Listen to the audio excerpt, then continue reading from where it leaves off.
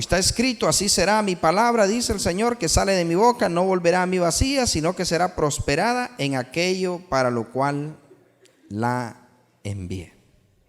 Así que esta palabra no va a volver vacía. Amén. Muy bien. Dice el título, la vida de los primeros cristianos.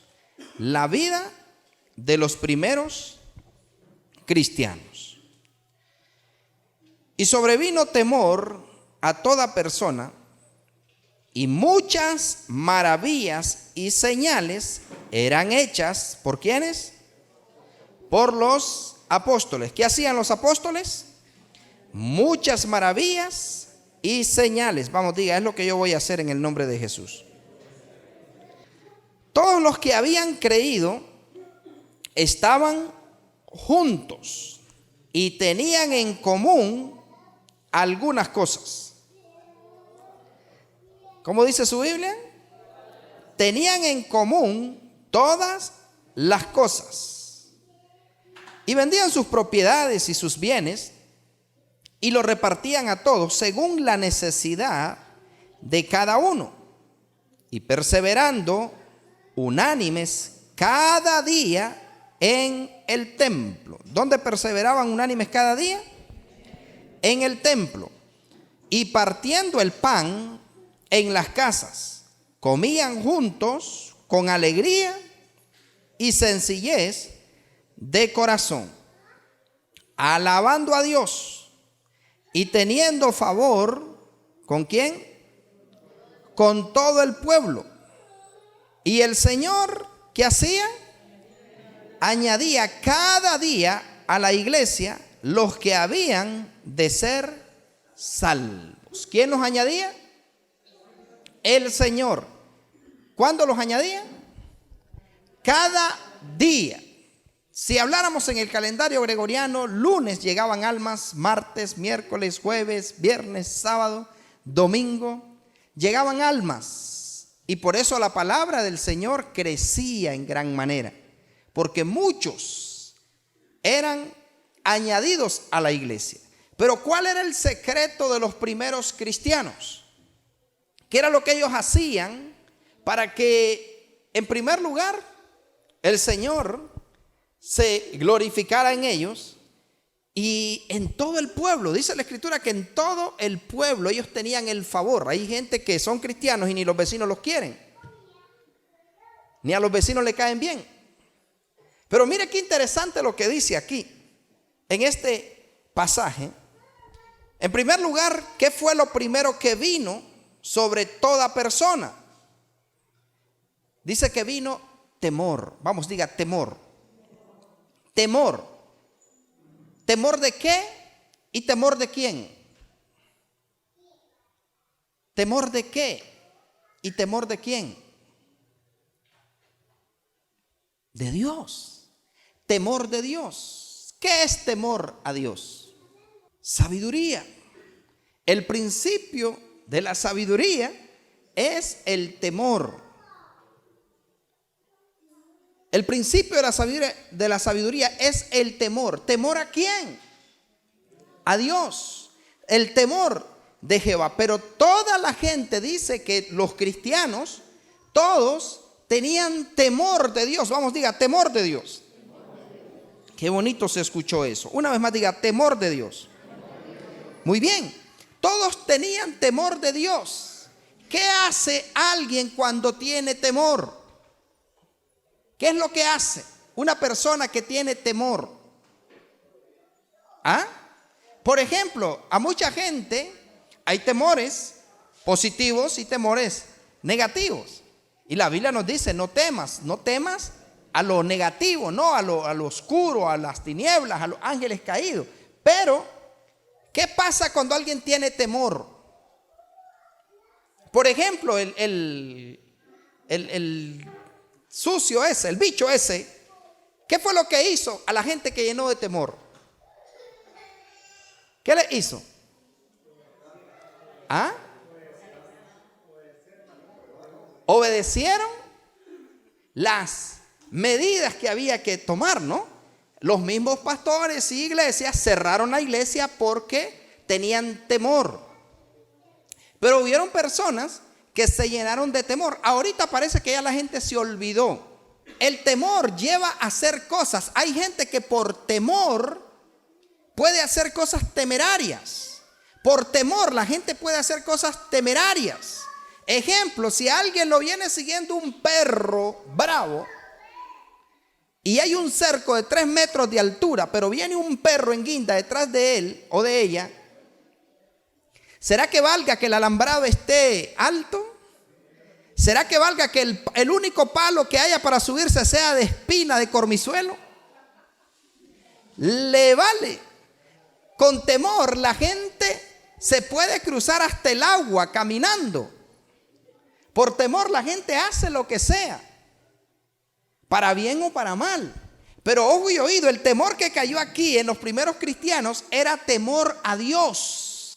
Temor a Dios, era un temor reverencial. Era un temor sagrado, era un temor santo, era un temor de respeto, no era miedo a Dios. Porque servirle a Dios por miedo, eso a Dios no le agrada. Que le sirvamos a Él por miedo no le agrada. Que le sirvamos a Él por necesidad no le agrada. Que le sirvamos a Él por interés no le agrada. Dios quiere que le sirvamos porque lo amamos, que le respetemos porque lo amamos. Imagínese usted una persona que esté con usted por interés o por necesidad. Eso no sería correcto, ¿verdad? Se sentiría extraño. O que le digan, te voy a dejar en el trabajo porque me das lástima. Eso no sería correcto, ¿verdad? O te voy a aprobar con 60 porque me das lástima. Qué mediocridad eso, ¿verdad?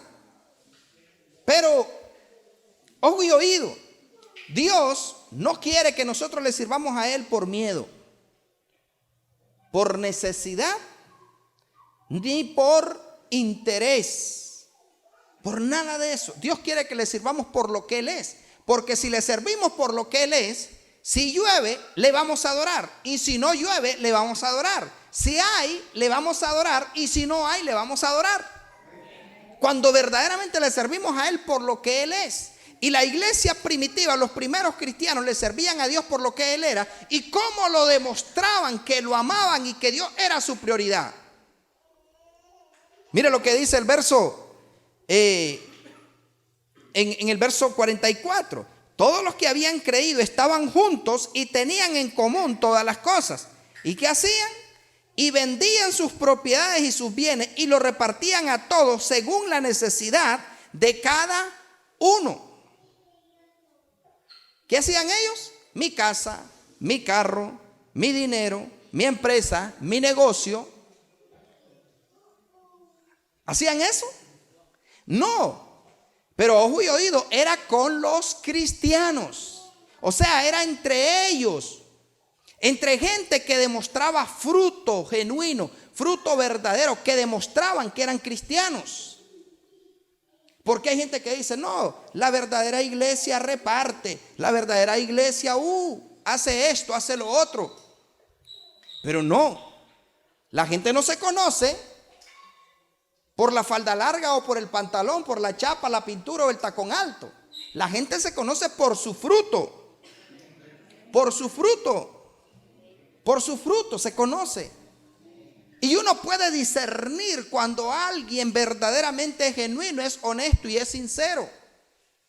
Y Dios mismo observa el corazón y la actitud, porque Dios no mira lo que mira el hombre. Porque alguien a nosotros nos puede conmover y nos puede mostrar una imagen, pero Dios mira el corazón.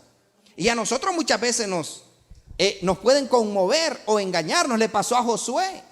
A Josué llegaron los gabaonitas y dice la Biblia que llegaron con zapatos rotos, llegaron con pan nacido y llegaron diciéndole, venimos de tierras muy lejanas y queremos hacer alianza con ustedes. Y los bandidos eran vecinos. ¿Lo han leído? Eran vecinos, pero llegaron a convencer a Josué y Josué se dejó llevar por la ropa vieja, se dejó llevar por los zapatos rotos, se dejó llevar por el pan nacido y Josué le dice, hagamos alianza con ellos. Y después se dio cuenta que eran vecinos. ¿Por qué? Porque se dejaron llevar. Hay gente que dice, qué buen cristiano ese muchacho. Qué buena cristiana esa muchacha. Qué linda. Vieras en la iglesia cómo adora. Si es que se pierde en adoración. Y en la casa. Y en la casa. Y en el trabajo. Y en el supermercado. En Enacal cuando está haciendo fila. En el banco cuando la fila está hasta afuera. Hermano Ramón. Le quería contar algo. Hágase para allá, hermano.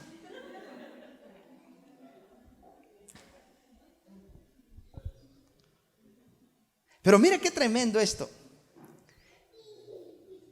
¿Quién observaba la actitud de ellos en la iglesia apostólica? Mire qué poderoso esto. ¿Cuántos de nosotros nos llamamos cristianos y muchas veces estamos ajenos a la necesidad de nuestro prójimo? ¿Cuántos de nosotros nos llamamos cristianos y estamos ajenos? Y en lugar de darle una mano, muchas veces le damos una patada a la gente. ¿Cuántos cristianos muchas veces nos pasa como aquella viejita, ¿no? Que dicen que llegó y le dice, hermanos, quiero dar un testimonio de algo poderoso que pasó. Mi nieto no tenía leche y yo le clamé tanto al Señor y pedí ayuda y alguien me dio 50 córdobas para comprarle la leche a mi nieto. Y miren, hermanos, para gloria de Dios, no hubo necesidad de cambiar el billete de 500 que tenía. Y muchas veces pasa, ¿no? Nos hacemos de la vista gorda de la necesidad. Y aún dentro de la misma iglesia. Pero ¿cuántos de nosotros tenemos en común todas las cosas? Mi proyecto es su proyecto y su proyecto es mi proyecto. Como hijos de Dios. En la iglesia. Todas las cosas. O sea, ellos estaban en común. Pero no crea que es que ellos estaban cubriendo necesidades de gente de la calle. No, era entre ellos mismos. Pero lo que resolvían eran los viajes misioneros. Eran las necesidades que había dentro de la misma iglesia. Situaciones de la misma iglesia. ¿Y a dónde los llevaba eso? ¿A qué punto los llevaba? Mire lo que dice en el verso 46. Dice, perseverando unánimes cada día en el templo. Perseveraban unánimes. ¿Qué cosa es ser unánimes? Unidos, unánimes cada día en el templo. Y partiendo el pan en las casas, comían juntos con alegría y sencillez de corazón. O sea que cuando la reunión era en la casa de la hermana Lastenia, no iban porque la hermana Lastenia no le caía bien. Cuando la reunión era donde Israel, no, allí no, yo no voy porque no me llevo bien con Israel. No habían grupitos. No habían grupitos. Ni siquiera existían las denominaciones. La iglesia era una sola. No existían. La iglesia, ¿sabe cómo los conocían a todos ellos? Como cristianos. Pero claro, a Satanás le conviene y empezó a poner etiquetas. Fulana, fulano, mengano. Y ahora la gente dice, pero ¿cuál es? La iglesia. Y la iglesia debe de ser una sola. Con un mismo sentir, con un mismo propósito, con una misma visión y una misma misión. Todos tenemos que trabajar por lo mismo en pro de la salvación de las almas perdidas. Los intereses de todos ustedes, los intereses míos y los intereses de todo cristiano debe de ser salvar al mundo. Salvar al mundo. Jesucristo mismo no lo pudo hacer solo. Él mismo necesitó a 12 hombres. Hasta Judas era importante. Hasta Judas jugó un papel. Si nadie lo vende, ¿cómo se cumple la palabra? Hasta Judas era importante. Hasta ese hermano insignificante, hasta ese hermano que para nosotros tal vez es insignificante, que tal vez no promete nada, ese hermano juega un papel importante dentro del cuerpo de Cristo.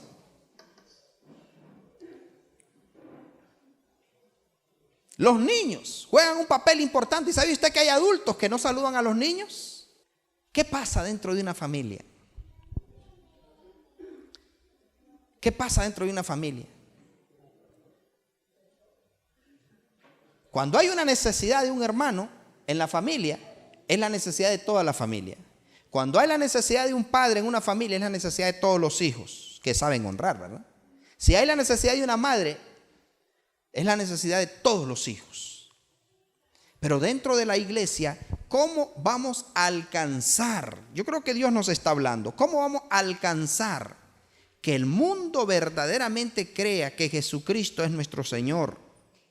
La Biblia dice que si nos amamos los unos a los otros, vamos a ser verdaderamente sus discípulos. Si me amáis, guardad mis mandamientos. Y la Biblia dice, Jesucristo dijo que cuando la gente nos viera en unidad, entonces el mundo va a creer que verdaderamente somos sus discípulos.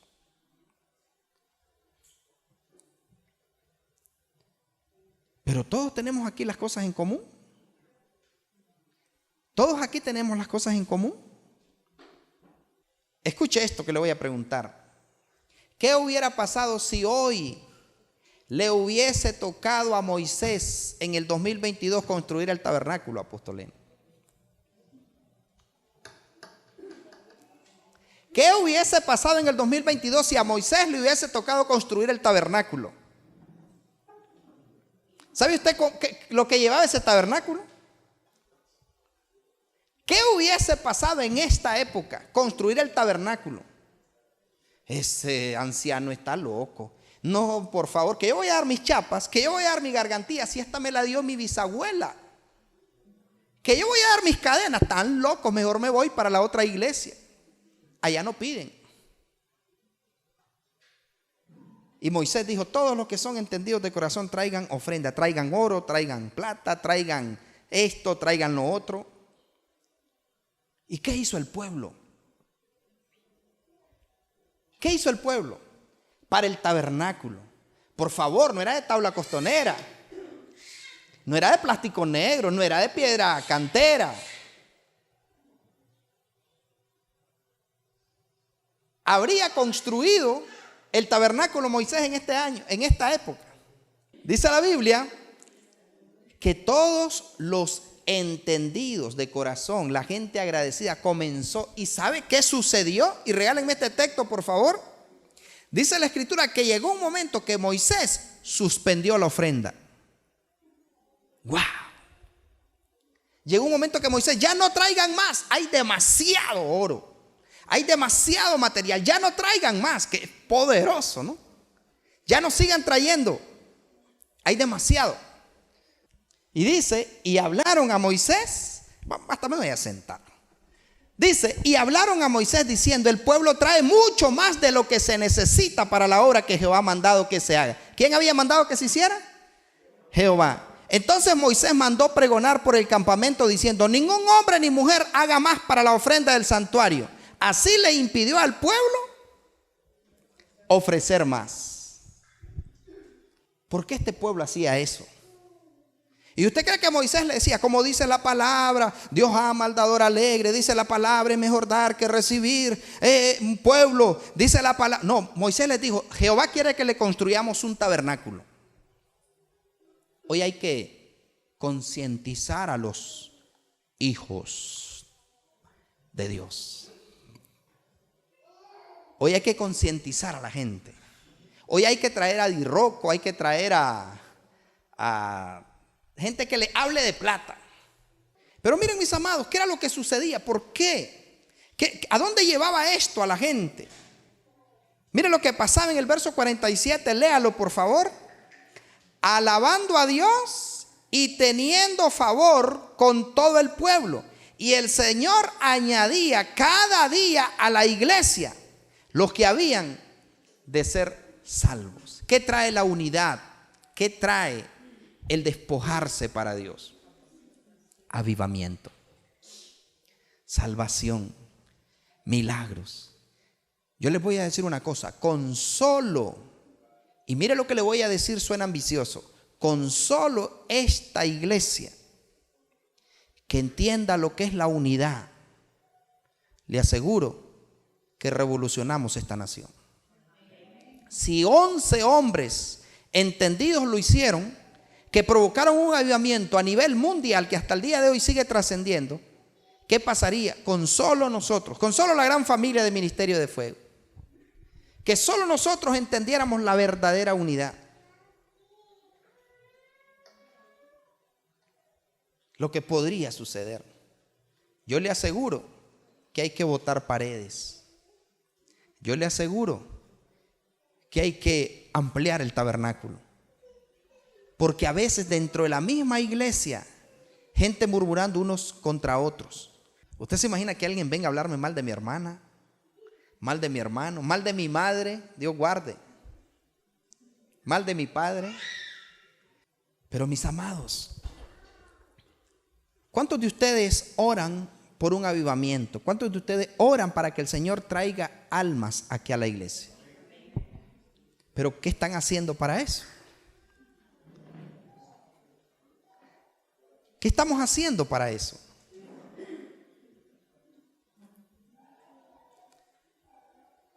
¿Cuántos de nosotros promovemos el programa radial y televisivo para que más gente se siga añadiendo? ¿Cuántos de nosotros le compartimos a las personas: hey, mira, escuché el programa, esa palabra te va a bendecir? ¿Cuántos les decimos: no te preocupes, yo te llego a traer, yo voy a ir a traerte? No, es que vive muy largo, es que me tocaría echar 2 viajes, es que me tocaría.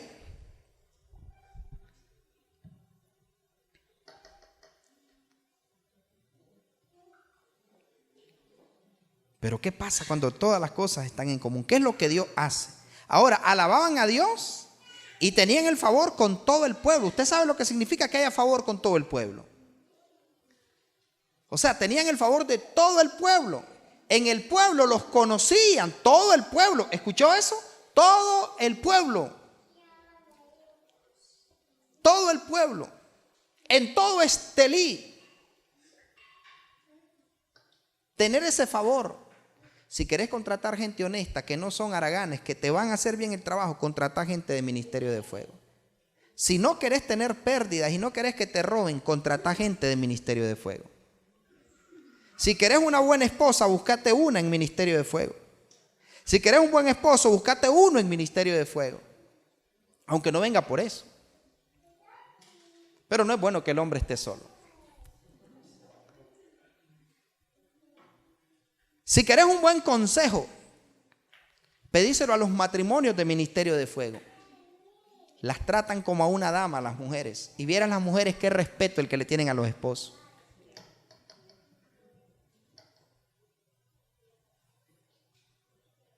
Entonces todo el mundo, ¿y qué hay en esa iglesia? Favor con todo el pueblo. Vamos, favor con todo el pueblo. O sea, que todo el pueblo hablen bien de la gente de Ministerio de Fuego.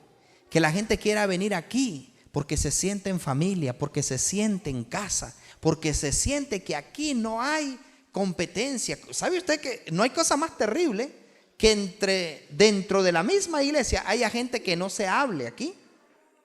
Yo no sé si lo hay, pero entre nosotros debe de haber unidad, debe de haber comunión. Somos una familia.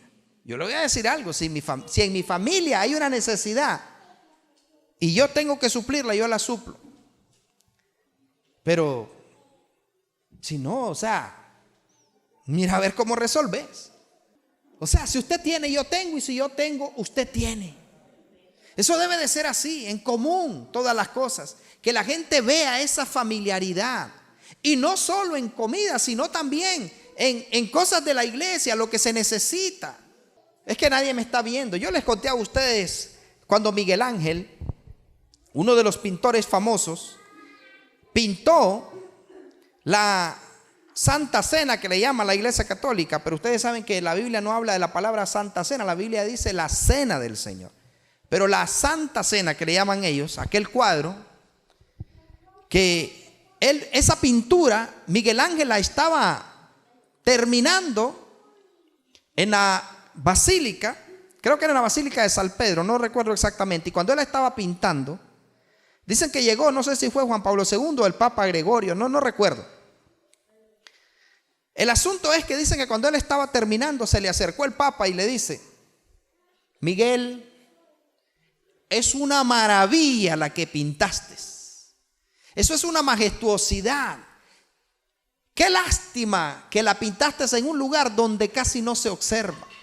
Qué bonito fuera que la hubieras pintado en un lugar visible para que todo el que viniera a mirar esa majestuosa obra de arte. Y él le dijo: Padre, no me interesa que la miren los demás. Yo la hice para Dios. Y con que Dios la vea para mí es suficiente.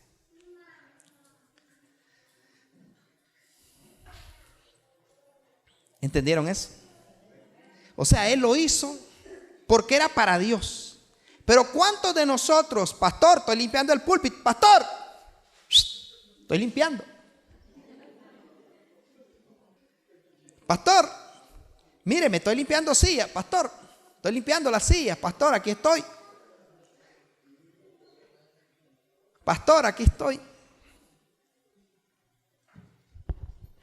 Y Dios está viendo el corazón.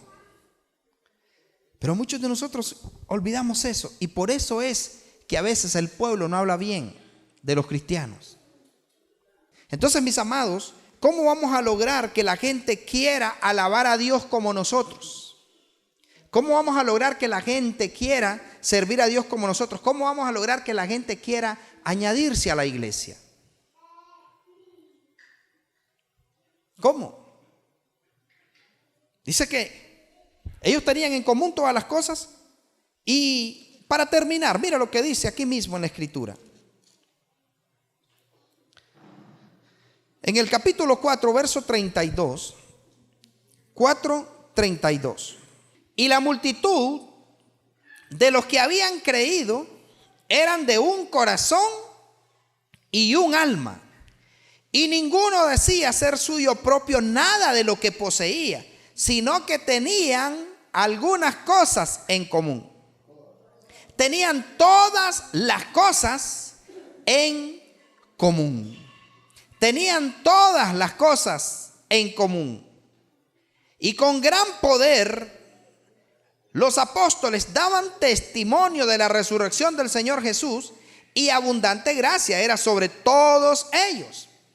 Así que no había entre ellos ningún necesitado, porque todos los que poseían heredades o casas las vendían y traían el precio de lo vendido y lo ponían a los pies de los apóstoles, y se repartía a cada uno según su necesidad.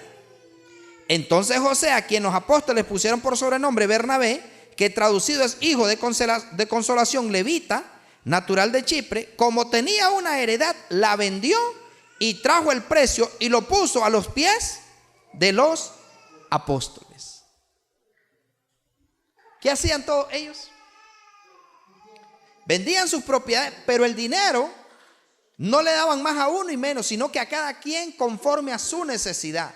Pero ¿usted cree que ahí había gente viviana? Ayúdenme. Pero cuando yo puedo ayudar, no ayudo. No. Todos eran de un mismo sentir. Porque hay gente, a mí nadie me ayuda en la iglesia, pero ¿cuándo usted ha ayudado? O sea, eso es lo maravilloso, que todos tenían las cosas en común. Todos. ¿Por qué? Porque sabían, miraban la necesidad y entre todos ellos se cubrían sus necesidades. No era válido. ¿Sabe usted que hay gente que dice: cuando yo tenga bastante, yo voy a apoyar la iglesia? Cuando yo tenga bastante, cuando yo gane más, voy a apoyar la iglesia. Mentira.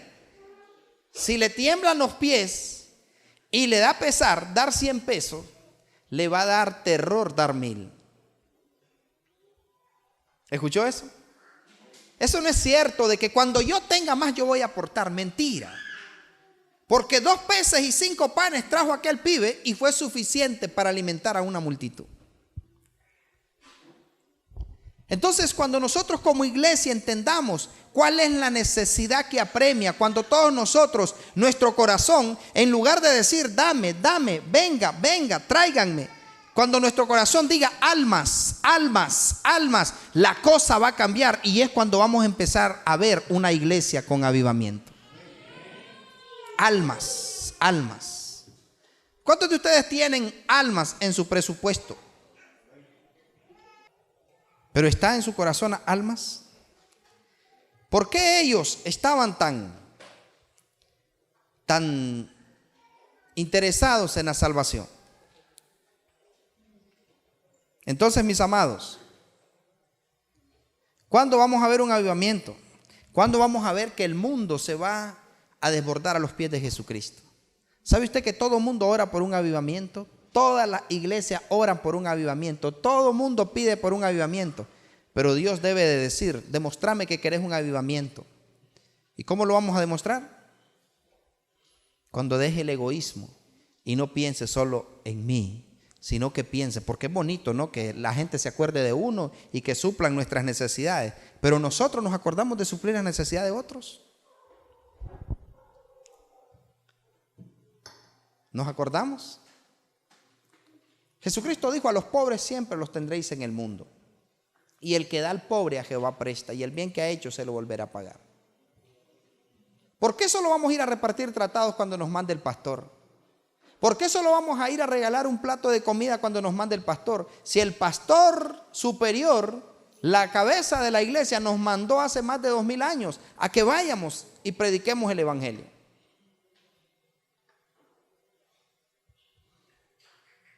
Así que tenemos todas las cosas en común. Yo a veces no duermo por las almas. A veces no como por las almas. A veces me toca ir largas distancias por las almas. Y a veces tengo que hacer cosas que no quiero por las almas. Ir donde no quiero, estar donde no quiero por las almas. Y yo sé para dónde voy a ir si hoy me muriera o si hoy sonara la trompeta. Estoy 100% seguro para dónde voy. Y sé que me tengo ganada mi corona.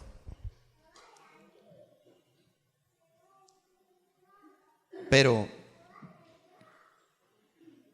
¿usted tiene el mismo sentir? Pero nunca es un gasto invertir en las almas. Por eso los apóstoles tenían avivamiento, porque para ellos la prioridad eran las almas, las almas, las almas.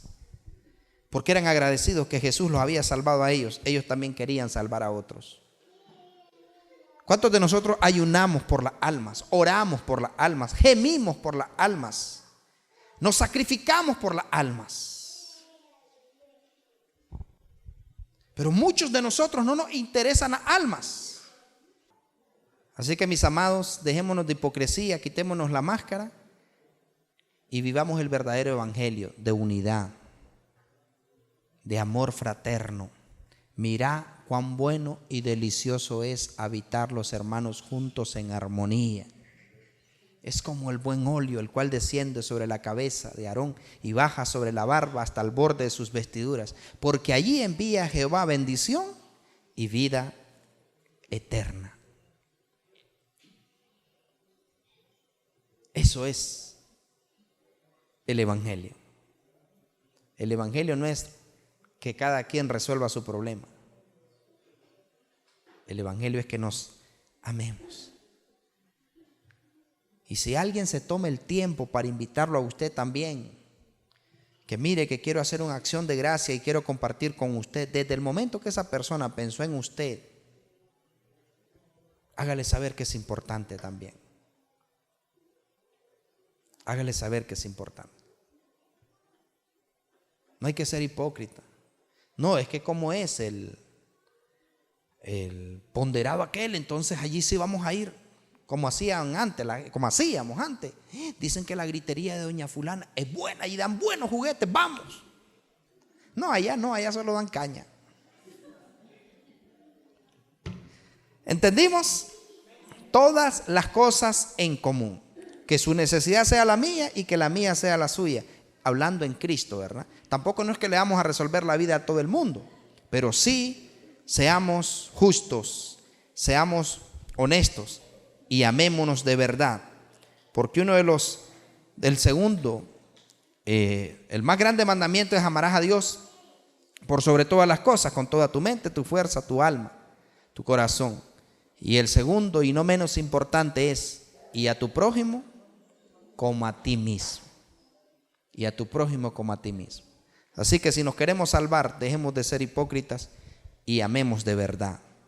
No finjamos. Amén y amén.